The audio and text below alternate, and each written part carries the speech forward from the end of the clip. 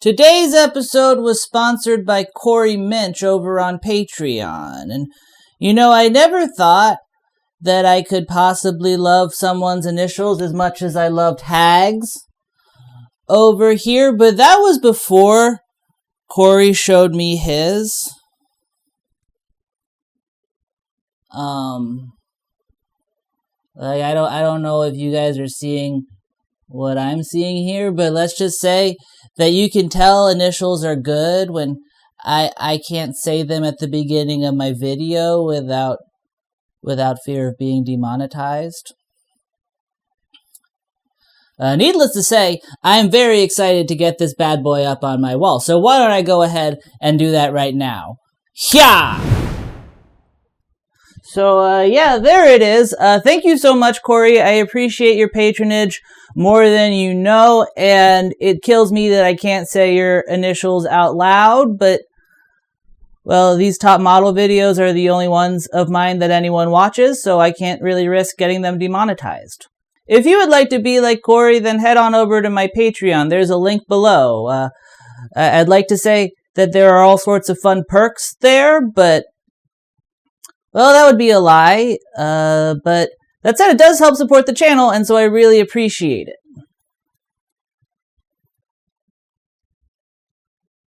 Maybe if I set it and put a big space in the middle. C. Min.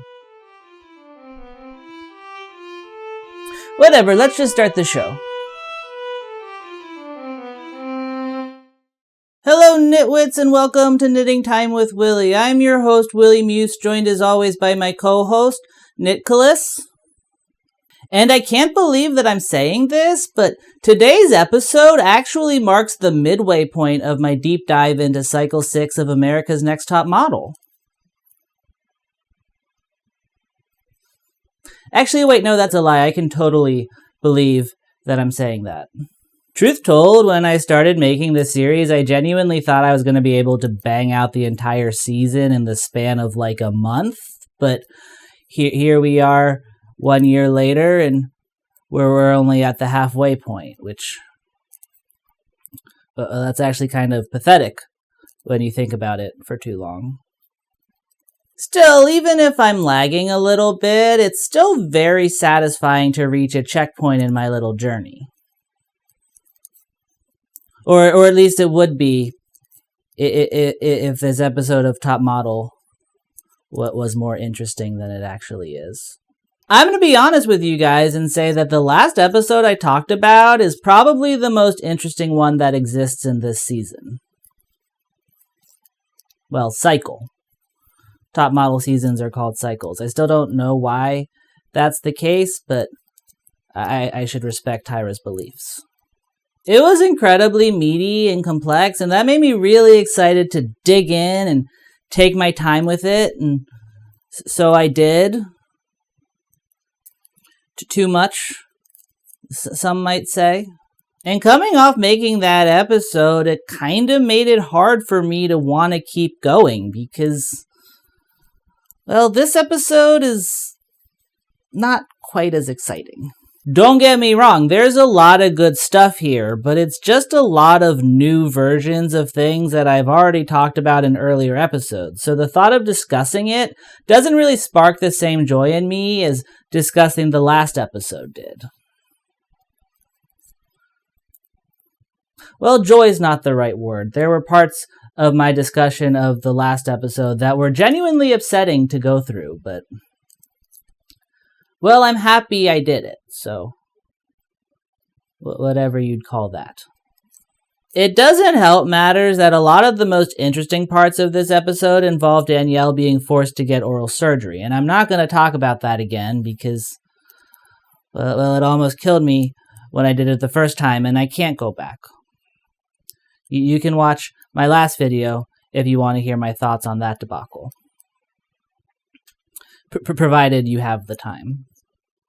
And yeah, without that horrific subplot to discuss, this episode becomes an even more bare bones by the numbers entry into the top model oeuvre. And while that still means it's 8 million times more insane than 99% of things to have ever been aired on television, it also means that I'm not really eager to talk about it in the same way that I was with earlier videos.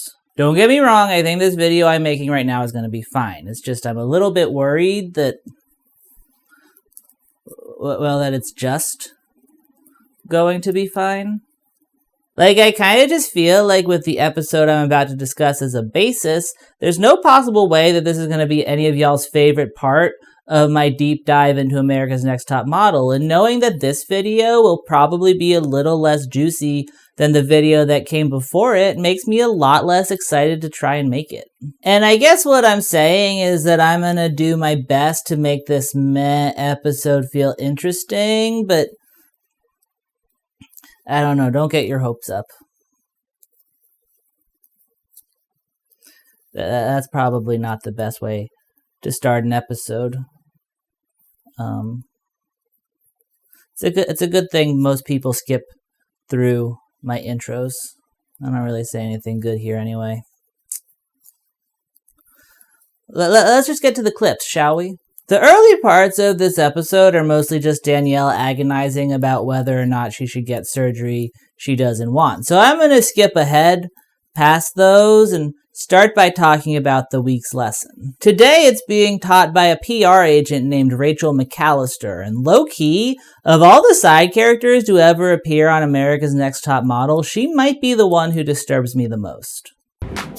Hi, I'm Rachel McAllister, and I'm a partner and co-founder in NPRM Public Relations. At the agency, my role is to help media train our clients, and that means helping them to do a really effective interview. Alright, maybe it doesn't immediately come across why I find her so scary in that clip. She seems like a decent, fairly soft-spoken person, but hear me out because I do think she's terrifying, and it's because, well, she seems like a decent, fairly soft-spoken person. She has a very normal and honestly calming presence to her in a way that you don't normally see from a top model character. If we're being honest, I wouldn't be surprised if I walked into a therapist's office and I saw her, which, you know, probably wouldn't say the same thing about the Twirl Twins. That's the swirl. Normally, you could tell me that the people they bring in had stuffed tampons laced with ketamine up their own buttholes shortly before filming started, and I'd be like, yeah, I kinda already assumed that.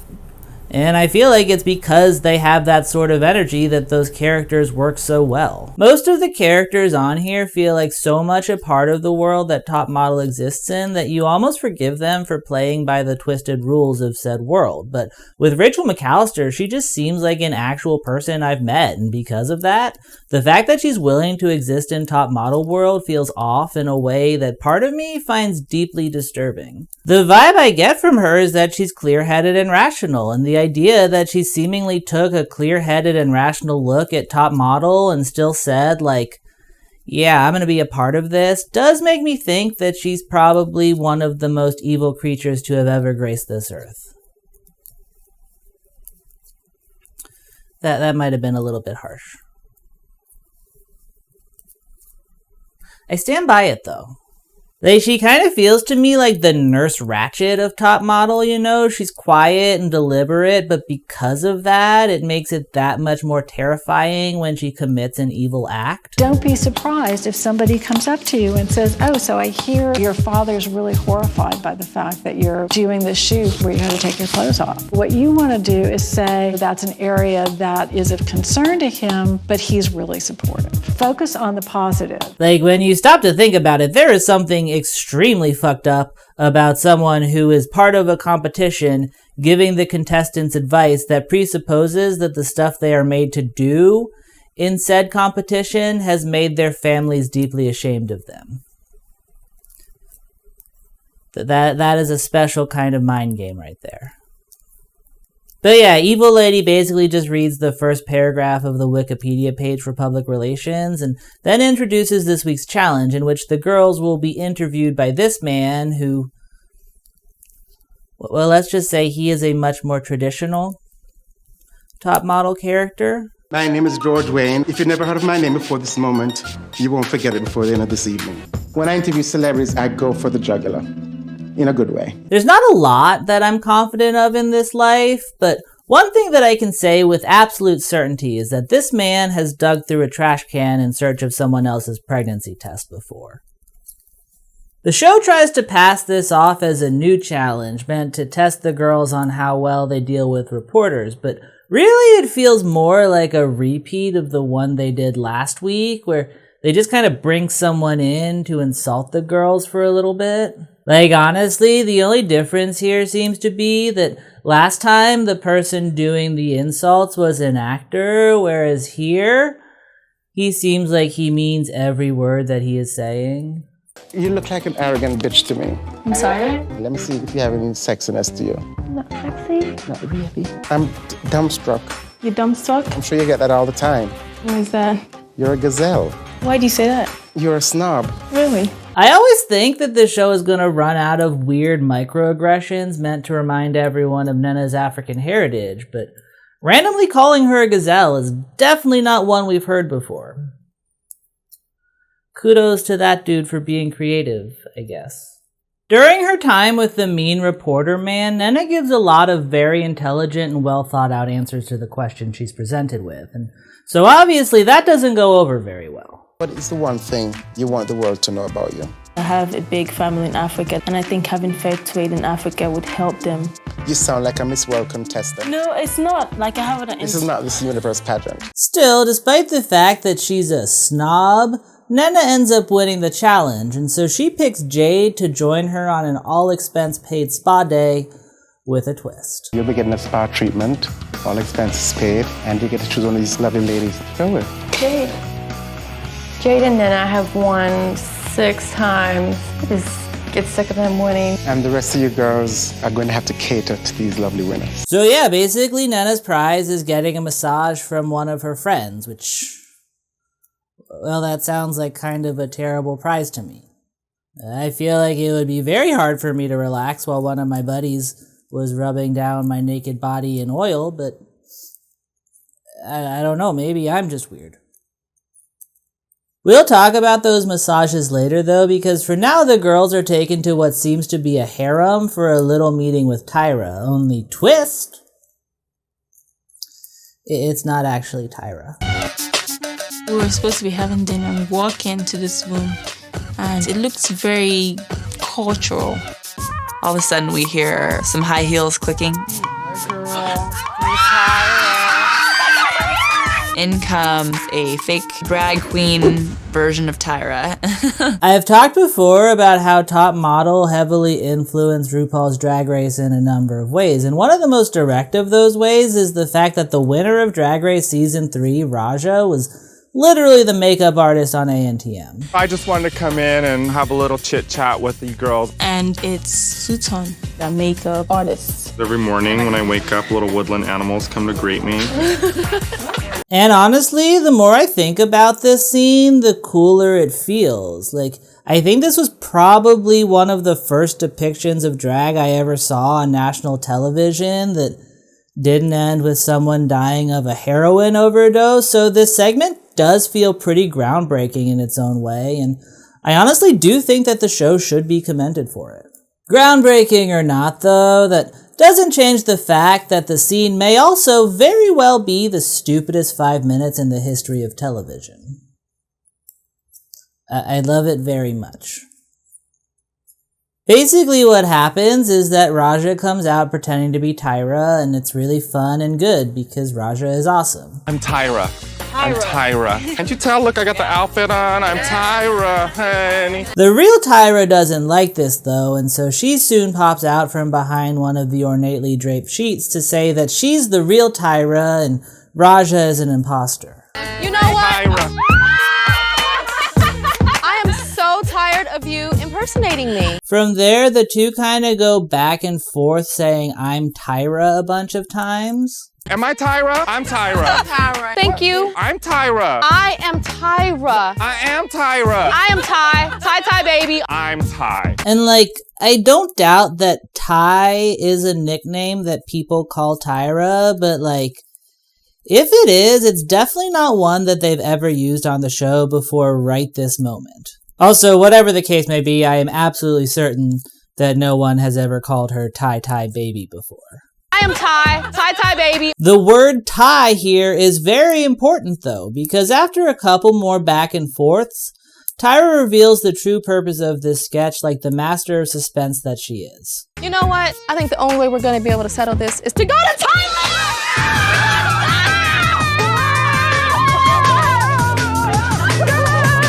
Yep.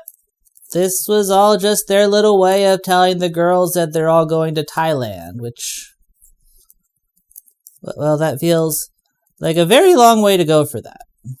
They basically shuttled the girls to some backroom sex dungeon, made Raja get into full drag, had Tyra crouch behind some velvet drapes for at least 20 minutes, and put on this weird little play where they argue over who's Thai, all so that they could tell the girls that they were going to Thailand. And I really can't shake the feeling like there was probably a better way they could have gone about doing that. Especially because, like I said, in the many episodes of this show that I've seen, never once have I ever heard anyone refer to Tyra as Thai. Usually when they announce the trip, they do it with some sort of iconography from the country they're going to. Like, when they went to London, they brought out royal guards. And when they went to Australia, Tyra dressed up like a kangaroo. And I kind of feel like the people making this show just didn't know enough about Thai culture to do that in this situation. And so that's why we got whatever the hell that was instead. Like, I can't shake the feeling that this whole scene came out of a late night in the writer's room that went a little something like this. We've been writing for hours and we can't think of anything Thai. Wait a second, did you just say Thai? Now, I don't know if you know this, but that's also the first syllable of the host's name. Holy shit, you're right. Martha, put on another cup of coffee. We're making magic in here. I don't know who Martha is. Whatever their reasons for making this scene, it's perfect, and I will be hearing absolutely nothing negative about it in the comments, especially because it totally serves its purpose of moving the plot of the episode forward. The next scene finds the girls saying goodbye to their LA house and going to Thailand, and this means that we get to see one of my favorite parts of every season of Top Model, the travel graphic.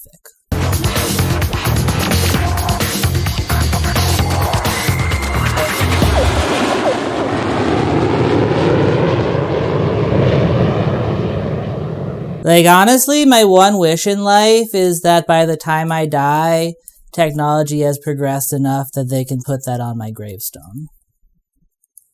When the girls get out of that cheaply animated airplane and finally step foot in Bangkok, the show spends some time showing us how the girls are adjusting to a new country. Joni, for example, seems to be very concerned with learning the culture in a way that almost feels like it's a little too much. We're trying to make a good impression here and possibly work here in the future. So it's very important to learn their culture. We learned a bunch of stuff on the plane. Hello. Sawadika. Obviously, I think it's important to learn other people's customs and be respectful, but based on what we see here, I can only assume that she spent the entirety of an international flight trying to perfect the word hello in Thai out of fear that if she gets it wrong, she will offend an entire country and not be allowed to step foot on its soil again. And like, I feel like that's probably not the case. Like, I've never been, but I gotta imagine that the Thai people are more forgiving than that. She herself says that she doesn't have a lot of experience traveling internationally. I've only been to Canada. So I do think that the fact that she's doing her best to be sensitive here is actually pretty commendable. That said though, I'm noticing that this sort of thing pops up a lot with Joni, where she seems to practice a very mid-2000s white person form of liberalism, where we were trying very hard not to be racist, but we were so bad at it that it almost swung back around to being racist again. Like, I kind of feel like the best example of this I can think of was her rap from earlier in the season. Yeah, my name is Joni. You know what I mean.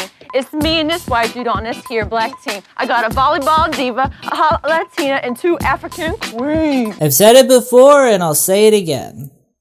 That is the worst thing that I've ever seen. And I feel like the impulse that went into creating whatever the fuck that was is on full display the second that Joni arrives in Thailand, and I find it incredibly cringy and also kind of endearing, so I'm going to do my best to try and point it out whenever I can going forward. Unlike Joni, Farhonda does not seem too concerned with learning Thai culture because her focus is on something entirely different. How much? How do you say how much? How much is towel ride? Towel ride. How you say too much? Too much. Too much. Just say no thank you. Farhonda is very eager to go shopping, and it's presumably because she believes that the amount of money she has is going to take her a lot further than it actually will, and because of this, the show decides to take a moment to poke fun at her ignorance of conversion rates. Cannot wait to shop because I have about 3,000 baht and I'm gonna spend it all here. And while that moment was clearly designed to make Farhonda look kinda stupid, I feel like the only people who should actually feel stupid about it are the producers, because it honestly feels like a bit of a cell phone on their part. Based on the way she's talking about it, I gotta assume that 3,000 baht she has was a stipend of some sort that was given to her by the show. So not only are they outing themselves for being extremely cheap with their contestants, but they're also making themselves look like huge assholes by making fun of them as well. Like right now, they're basically just being like, haha, look at this dummy who thought we would be giving her something resembling a living wage. What an idiot, am I right, guys? And like, it's really not a good look. The girls arrive at the hotel they'll be staying at, and we spend a little time talking about just how amazing it is. Oh my goodness. What a spectacular hotel. It is fit for a king, but we are queens, and it definitely suits us to a T. I don't know how to explain it, but that was the most fascinating sentence I've ever heard anyone speak aloud. And I can only assume that the show spends this time talking about the lovely accommodations in an effort to distract from the fact that they have just admitted that the girls are expected to survive off of a budget of $80 for what I can only assume is a stretch of time where that is not enough. That said though, there's a chance that they're showing us how good the girls have it at home to try and make it so we don't realize that they are completely overworking them. Like they may have a good bed, but I don't know if they actually get to sleep in it ever. In what I can only assume is an effort to torture them, the show seems to be trying to make sure the girls do as much as they can while they're still jet lagged. So the rest of the episode seems to take place before the contestants are actually given a chance to rest. And just to hedge their bets in case sleep deprivation isn't enough to provide drama, the first thing they do in Thailand is split the contestants up and force half of them to give hot oil massages to the other half. Like I said, Nnena won a challenge back in the United States, and her prize, if you can call it that, was a spa day that would be administered by all of the contestants who didn't win. And yeah, it kind of seems like this whole endeavor was designed to try and start a fight, but if that's the case, then it seems like the producers may have overdone it a little bit, because between the jet lag and the forced manual labor, it starts to feel like a lot of the girls just simply don't have any fight left in them. You see all of them? Yeah. I feel kind of bad because I really was not doing my job. I straight failed. I could have done a better job, but I'm exhausted right now. The closest they come to any drama in this sequence comes from Farhonda. From Farhonda. That's very hard to say. She gets a bit of a diva edit here, although As with a lot of stuff that Ferranda gets called out for in this season, I feel like she's not being a diva so much as she is just reacting normally to the strange situation she's been thrust into. Like, she's very clearly not comfortable with what she's being made to do. I don't work well with bodies and touching on people, feeling them. I don't do well with that. I'm a model and not a masseuse. And to her credit, Ferranda does participate to her own comfort level, which in this case means that she ends up weirdly rubbing Nnenna's oil-drenched leg up and down with her pointer finger for an extended period of time. Ferranda was massaging Nnenna's leg with one finger. How you gonna massage oil in with one finger? Does that feel good, Nnenna? I feel like you're scratching me, Ferranda. And yeah, despite the edit, I actually think that she handled this situation pretty graceful, all things considered. Like, were I in her position right now, I feel like I would probably... Well, I actually don't think I could tell you what I would do in this situation without violating YouTube's violence guidelines. So, like, you use your imagination, I guess. It's pretty bad, though. It would involve a hammer. I think the fact that Ferranda is mostly able to laugh the whole thing off is actually pretty impressive given the circumstances, but the show does not seem to see it that way. This is my massage. This is what you get. I don't have an itch, Ferranda. Stop it. We're in a country where respect is so important, and we have to tough it out, and you have to do your best no matter what. They seem to do whatever they can to highlight the fact that Ferranda had any amount of hesitation when it came to giving her competitor a naked rubdown, going so far as to name the episode after it. And it all seems like it's designed to be like, hey, look at this asshole, thinks she's too good to rub oil on someone against her will after 36 hours without sleep. But, like, I don't know, I feel like if you stop to think about it, most people are too good for that. On the other end of the spectrum is Joni, who seems to genuinely enjoy her punishment because she seems to view it as a fun new cultural experience.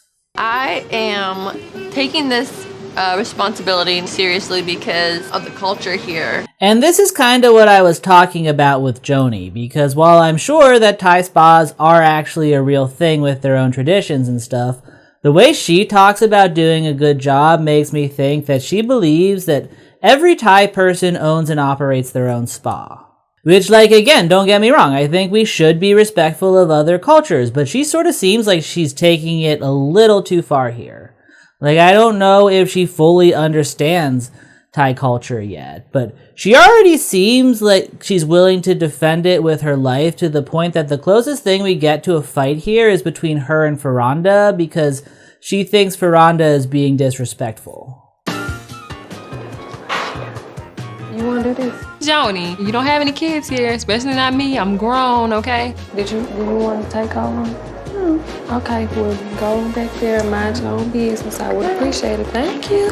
Ferranda is doing her own thing. Just not giving a rat's ass about it, really. And again, I might be very wrong, but I feel like there are probably a lot of Thai people who would be on Ferranda's side, because I feel like the circumstances here are weird enough that there's not a cultural standard for how to react to them. Like, I feel like Joni believes that there's a handbook out there that just says, like, how to react when you're forced to give a massage in Thailand, and by not following it to a T, Ferranda is currently spitting on centuries of traditions. But I feel like that's probably not the case, because, well, if that handbook existed, Joni would probably have it.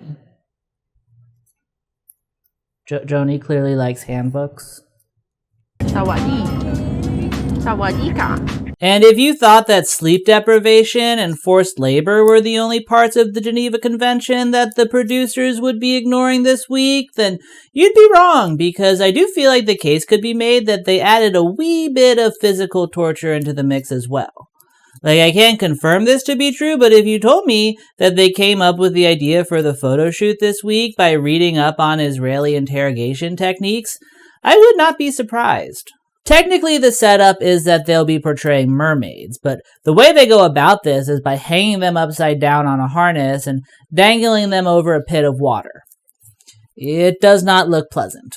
The photo shoot is introduced by a Tyra mail that mentions getting some tail. Tyra mail. I know it's tough being around so many girls, so get some tail. Tyra, I wish.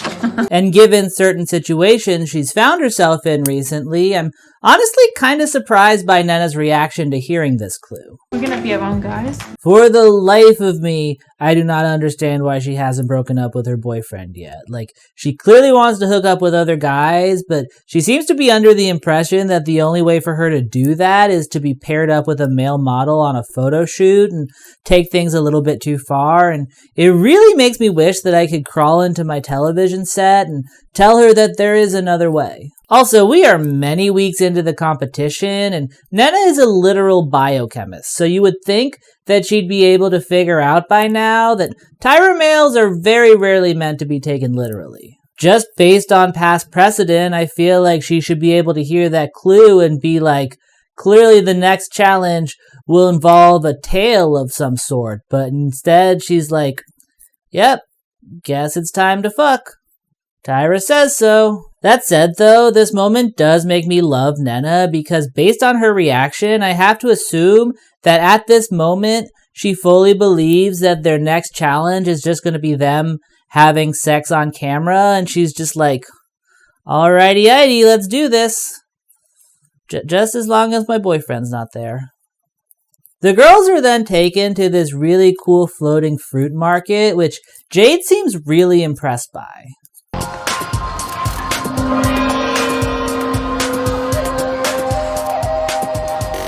So we arrive at the photo shoot and we see these women and they have fruits and vegetables and they're just floating in this canal, just chilling. No judgments, but does Jade not know what boats are? Based on that talking head, I'm inclined to believe that Jade doesn't know what boats are. So today, you girls are going to be shooting here in the famous floating market in Thailand. This is where you can come buy fruits and vegetables and fish. And today, you girls are going to be the catch of the day, as if we are fishing you out of this waterway. Behind me, you can see there's a big rigging where you girls are going to be hoisted up and hung upside down. And you're actually going to be mermaids. So it's going to be a really, really cool shoot. Your photographer today is Nung. No, come over here. He's an amazing fashion photographer. These are your 6 victims today. Yeah. All right? I feel like he meant that in a cute, jokey way, but based on how this plays out, it's hard not for me to take the word victim literally there. So there was something very ominous about that gong sound effect. But yeah, then they basically just hoist the girls up by their stomachs on a crane, and based on their reactions, it seems like it hurts a whole bunch. That's a pretty one, Danielle. I like how you're using your hands. I'm feeling so much pain right now. The heart's like getting tighter, so my uterus is probably flat as a pancake right now. Is it okay like that? Can you rest there, or do you want to come back? I want to get them done. Let's go. Okay, you got 15 more. So let's just... A couple times, I was like, oh my God, this hurts so bad, I want to quit. Can you do it? So I had to kind of get myself together and suck it up. I'm not a quitter, so I had to keep going. Then, just to make sure that the contestants don't get a moment of relief when their bodies go numb, they also cover them in a bunch of dead fish. We're gonna bring you some little fish and some seaweed, because if you were scooped out of the water, there'd be some fish in that net too. Fish juice that I just filled. How's it smell, Danielle? I just threw up in my mouth a little bit. So the idea of the shoot is you're kind of upside down, okay? Ah! Fish juice. Fish juice? Work with it, girl. And if all that didn't sound bad enough on its own, I'm also pretty sure that this is all happening while the girls are still severely jet-lagged, as evidenced by Joni's admission that she had to chug an amount of coffee that apparently made her sick to her stomach. I feel like I'm gonna throw up. You feel like you're gonna throw up?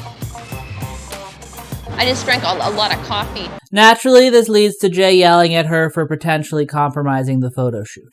You just drank a lot of coffee before you did this? If you knew you were gonna be inverted upside down in a harness, Why would you drink a whole cup of coffee? And don't get me wrong, I'm all for the show putting the girls through absolute hell if it's for a good cause. But in this case, it doesn't really even seem worth it because the photos aren't even all that good. They're muted and boring, and they all kind of look the same. And I feel like if you were to ask me to list all the photo shoots from the season from memory, this one would be the one I would be most likely to forget about.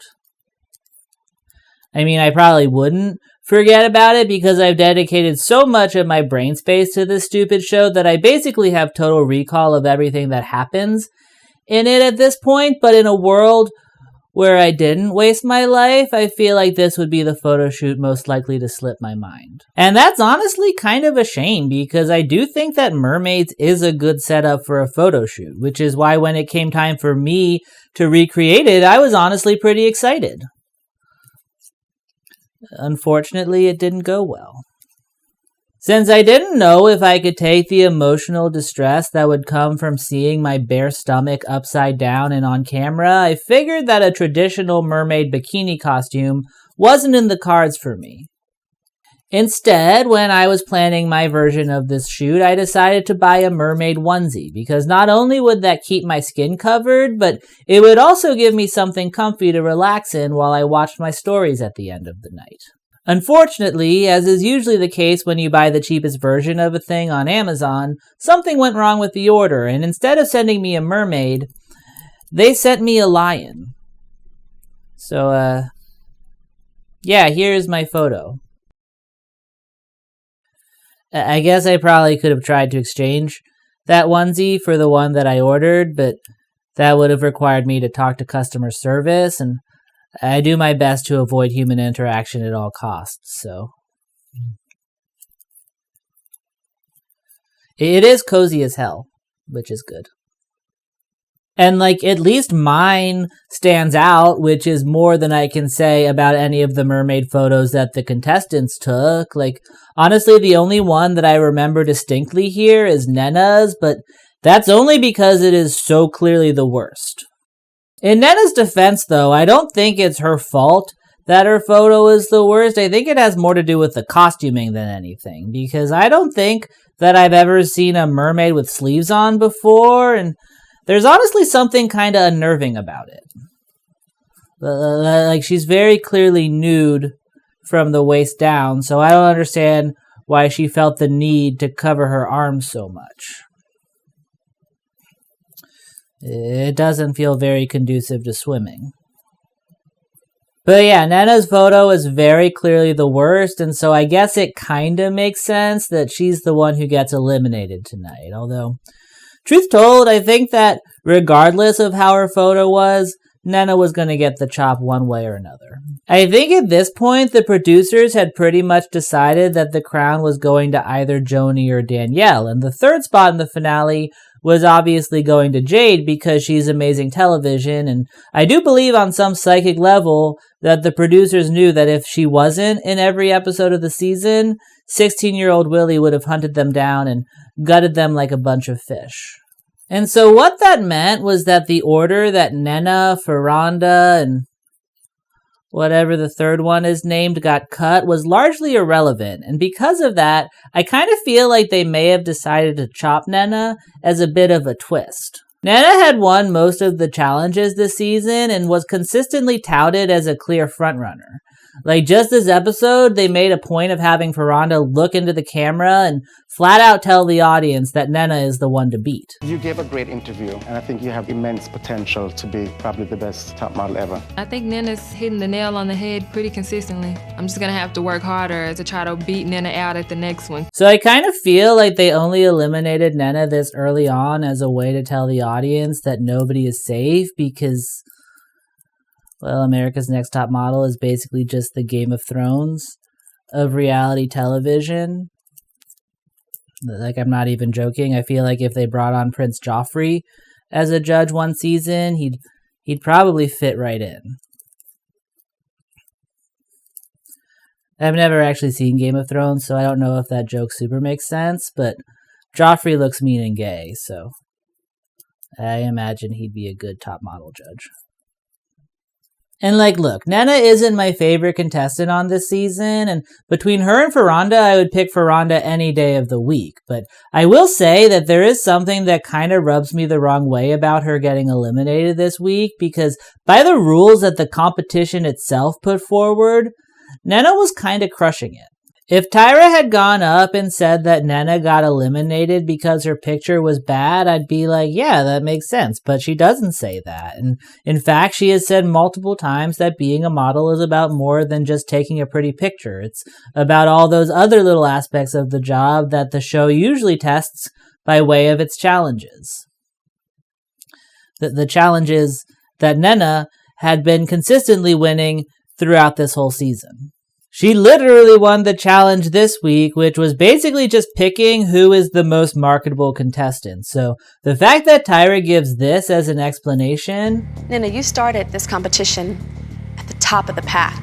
You had that it thing, but that it thing is fading.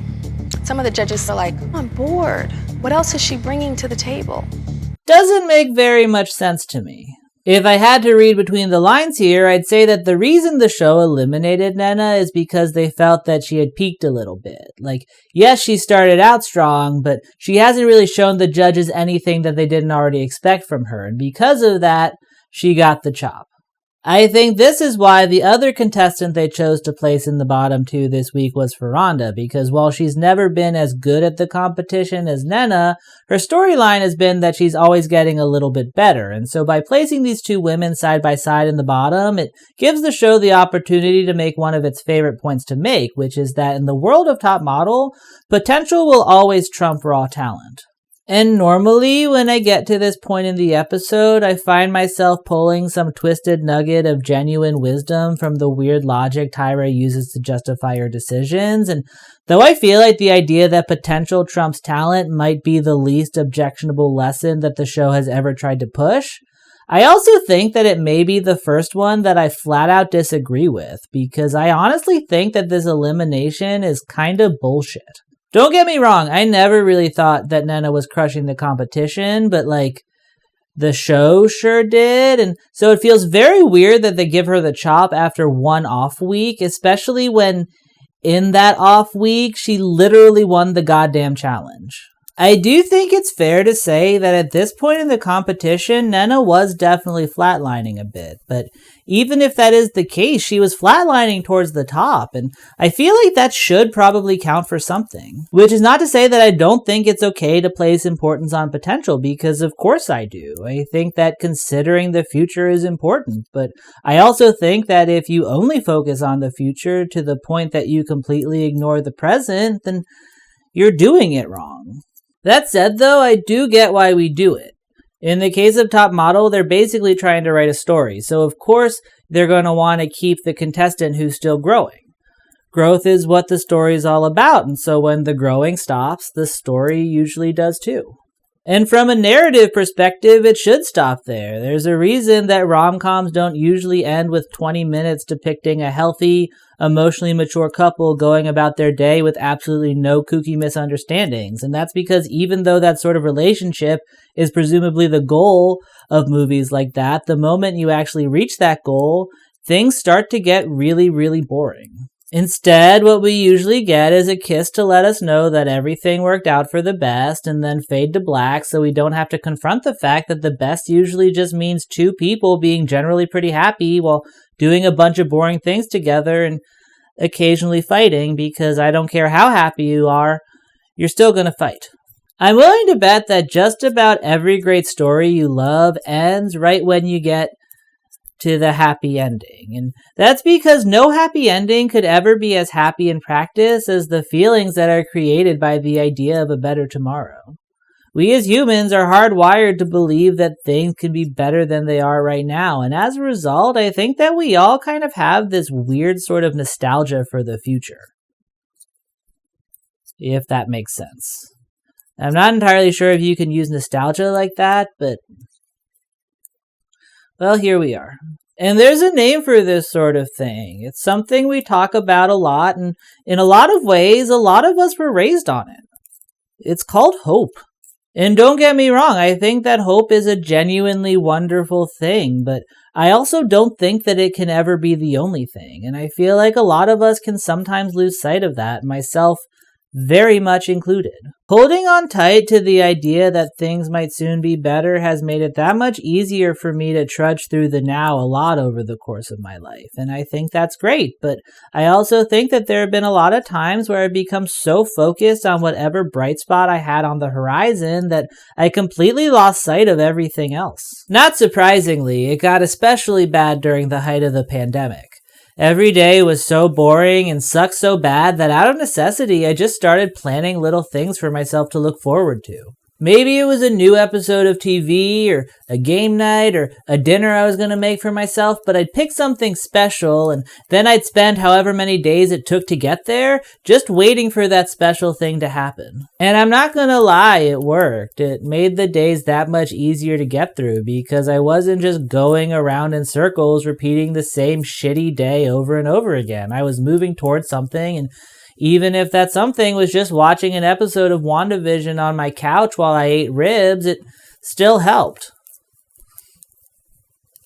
That said, it also kind of fucked me up a little bit too. All of my brain space was being used to think of the future, so I kind of stopped thinking about the other times of my life. Days stopped being days and instead became stepping stones on the path to whatever event my life was currently leading towards. And while it worked at the time, as I look back on it now, I do kind of feel like I ended up losing all of those in-between days. And look, if all that happened was that I lost a few days in quarantine, then that's fine by me, because I don't really want those days anyway, but I do think that there's a lot more to it than that. I feel like this way of thinking truly altered the way my brain worked in ways that I'm only now kind of starting to recover from. I don't think I'm alone in this, but I do feel like the pandemic kicked my body's ability to process time square in the testicles, and I think that a big reason that happened is because I learned to view my life as a bunch of points off in the distance. Everything moves a little bit faster for me now because I've become so used to focusing on these big moments in the future that I've started ignoring all the other moments along the way. And if I could go back and do it all over again, would I? If we're being honest, probably not. I honestly think that me shifting my mentality like this was the only way I was able to make it to the end of the pandemic. What I will say, though, is that if I could have learned how to be a little more present back then, I'd be a lot better off now. I've finally gotten back to the place where living in the moment doesn't sound like an agonizing test of endurance, but it can still be just as hard for me to do it because I feel like I'm just not wired for it anymore. And obviously the pandemic is an extreme example of what I'm talking about, but I do think that this line of thinking plagued a lot of us way before that pangolin had unprotected sex with a bat, or whatever it was that started this whole thing. I think that a lot of us are programmed to want to feel like we're moving towards something, and I think that's great, but I also think that we get so lost in the feeling of getting somewhere sometimes that we don't really know how to react when we actually get there, and I think we're genuinely so much worse off because of it.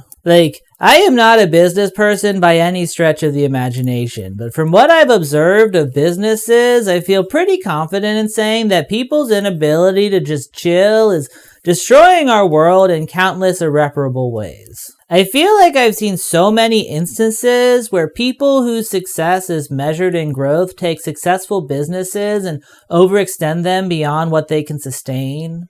They flood the airways with unnecessary ads and blow smoke into the atmosphere, producing more than is necessary, and hire even more people whose success is measured in growth, only to eventually get to the place where they collapse under the weight of their own ambition, leaving the door open for some new ambitious company to take their place and start the whole vicious cycle all over again. And maybe I'm just an idiot who doesn't understand business, but imagine how much better off the world would be if CEOs could just be yeah, I feel like I'm good with making $10 million a year. Let's just keep things like this and not rock the boat. Still, though I think that this way of thinking can be kind of harmful, I get why people do it. For so many of us, life is about the chase, so the minute the chase is over, it can make it feel like your life is over too, and that's not a feeling that anybody wants. That said, though, a chase implies that you're chasing after something, and if you don't let yourself recognize when you actually reach that thing that you're chasing after, then what even is the point? It's called being content, and even though it's treated like a dirty word sometimes, I feel like it's kind of the best that any of us can hope for. And hope is great, but I think its purpose is to move us to a place where we don't need it anymore. Being content is all about not needing to keep looking forward, because everything you could possibly ever want is in the present. And like I said, in order to get to that place, you need more than just hope alone. If you're always looking to the future, then you won't be able to recognize a better present when it finally comes your way. Like, I don't know if there's a word for hope in the present, but I really think we might need one, because I think unless we can learn how to appreciate the things we have now, we won't be able to do it in the future either.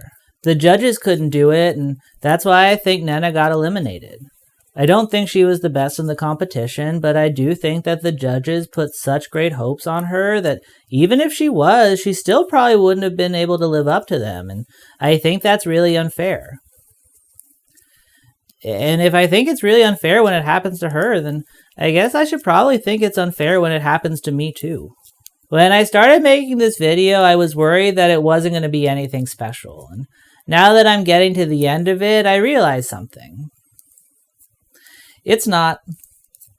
Granted, I haven't seen the finished product yet because I'm still recording it, but based on what I've seen, I'd give it about a B. Definitely not my favorite top model video I've made, but it fits nicely into the series, and I think people who like the other ones will probably like it okay.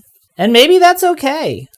One thing I will say is that it's definitely better than the first one I made, if only for the fact that the sound is leveled. I hope.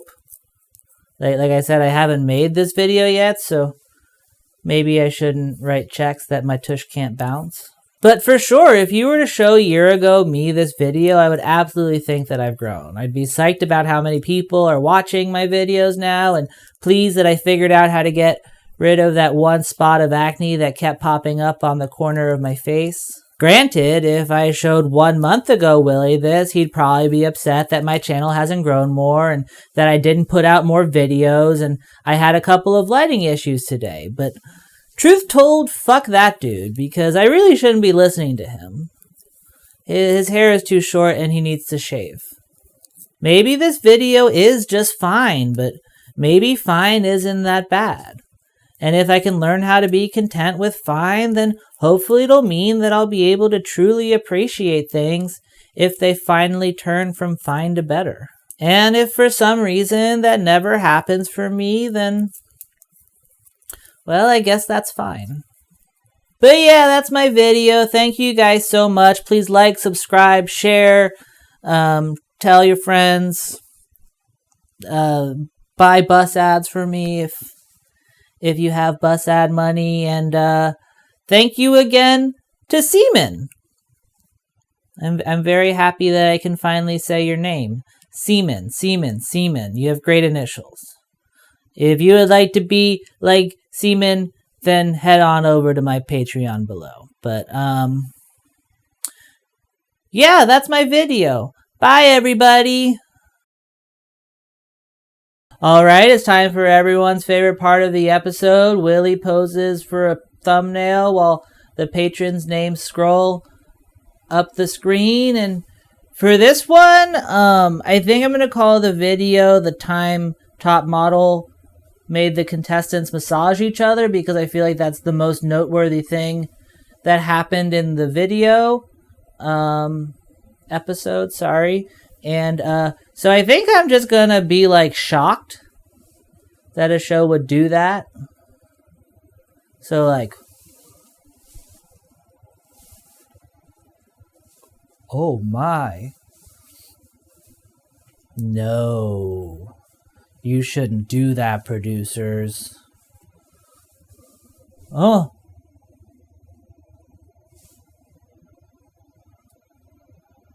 I think I'll probably have maybe a picture of the girls massaging each other behind me, so I should be like, oh my goodness.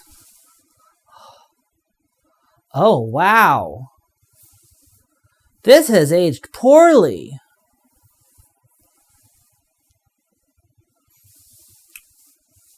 It was a very long day of filming, so I'm not sure if any of this is worth using, but I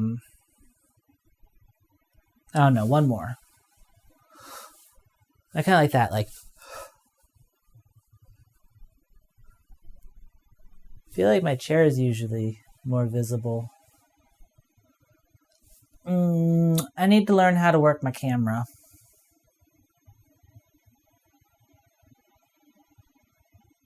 Oh my God, Tyra.